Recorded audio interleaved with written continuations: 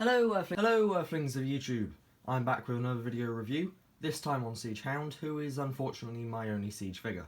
For now, I'm hoping to get a couple of others.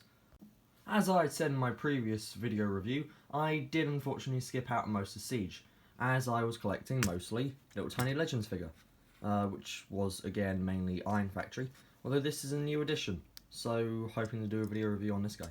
Ooh. But no.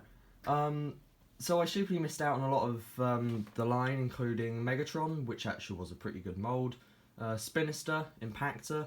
I nearly got Rotorstorm, which is the repaint of Spinister, but I decided to instead pick up Air Razor, which I'm more than happy about. Little bird lady thing.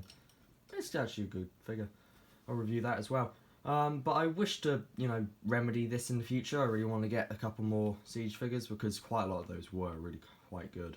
But I'd wanted a Hound in my collection, and I didn't know about the Iron Factory one at the time, so I got the Siege one. I got this from Compare Toys. Unfortunately, it has now obviously come out of stock. It's a couple-year-old toy at this point. However, there's still plenty to choose from.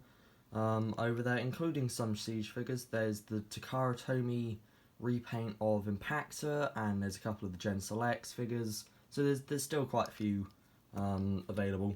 So I'd probably go and have a look at what they have.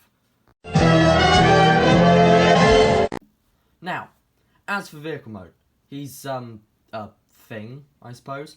You could make the argument that he's a bit of a cross between his original Jeep mode and some sort of futuristic Hummer in just the shape. You can, kind of see it. If I remove this gun, you can see it a bit better. It sort of looks a bit like a Hummer, and also the Jeep at the front. It's not that bad. It does have his arms blatantly visible from the sides here, with some visible head syndrome, but again, he's going to display the figures like that. He does also slightly resemble a Halo Warthog. Just put some red gas canisters on the back, and it would look fairly similar. Speaking of red, taillights have been picked out in a luscious hue. Bronze accents on the bonnet and on the sides here. Some headlights picked out in a wonderful, wonderful pure white. Some indicators and some more down here, with some more of the Siege scuff marks on his skid plate. A bit more bronze here, and some more indicators back here that I forgot to mention. But yeah, Siege scuff marks. Still a topic of controversy.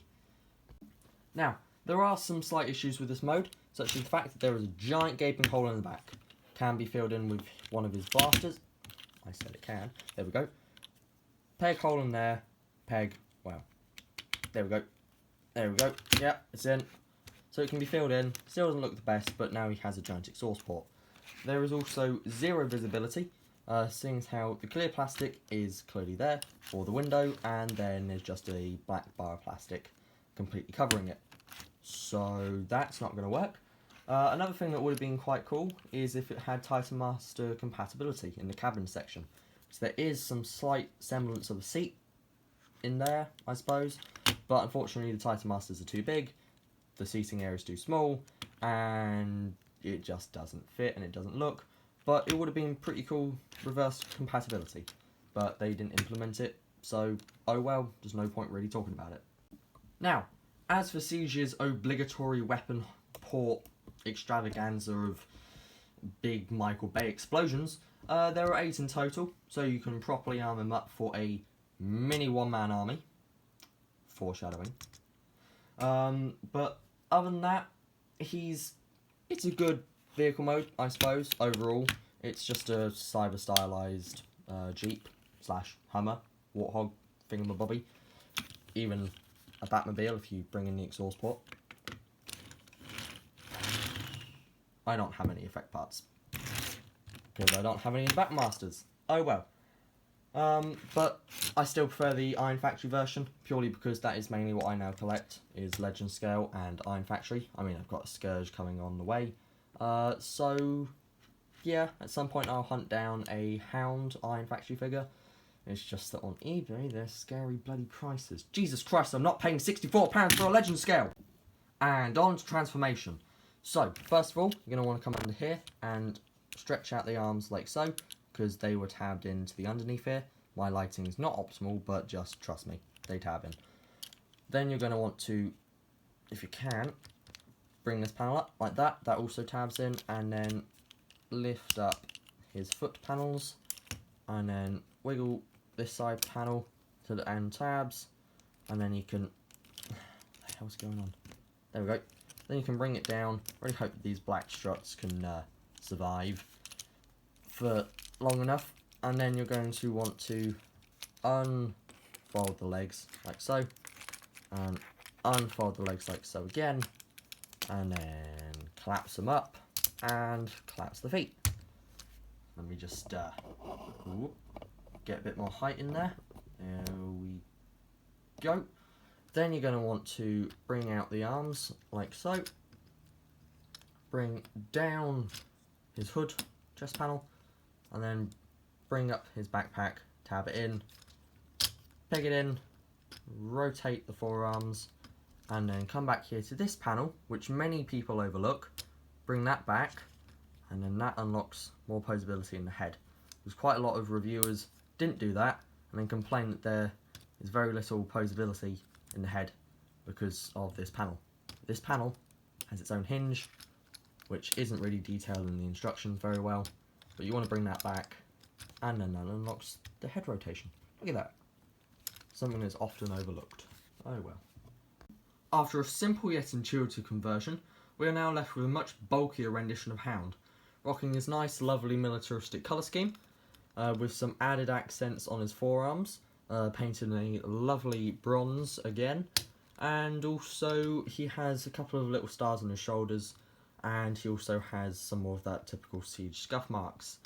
And this figure is quite similar to the Prime Wheeljack in a way, because this grey inner frame here makes it look as if it's just sort of like a skeletal structure that's just had armour put on top of it. And now for size comparisons. Here he is with a Legend scale, a Deluxe, a Rebel Tech Hot Rod, and a Leader class.